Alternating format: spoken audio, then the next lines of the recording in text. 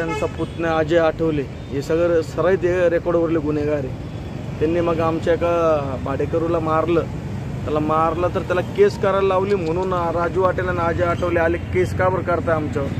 तर मी त्यांना सांगितलं की केस तर कायदेशीर करायला लागलं, वारंवार नाही सोडता येणार। ते घरी गेले आणि तिकडनं डायरेक्ट 7-8 जण आले तर डायरेक्ट चॉपरच घेऊन आले। CCTV मध्ये सर्व आलेलं आहे आणि त्यात जवळजवळ 4 जणांना चॉपर होते। एक राजू आठवले, त्याचा पुतण्या अजय आठवले, सनी आठवले आणि 2 नाबालिक पोर होते, त्यांच्याकडे पण चॉपर होते। त्यांचं एकच होतं, नाबालिकांना पुढे करा, त्यांना वार करायला लावा, म्हणजे लगेच आजच्या सुटून जातील। नमस्कार, 3D न्यूज मध्ये आपल्या सर्वांचे स्वागत। 3D न्यूज आता संपूर्ण महाराष्ट्रभर 3D न्यूज मध्ये प्रतिनिधी नेमणूक चालू आहे। तसेच स्क्रीनवरती दिलेल्या नंबरवरती कॉल करा आणि आमच्या 3D न्यूज चॅनलचे अधिकृत प्रतिनिधी व्हा।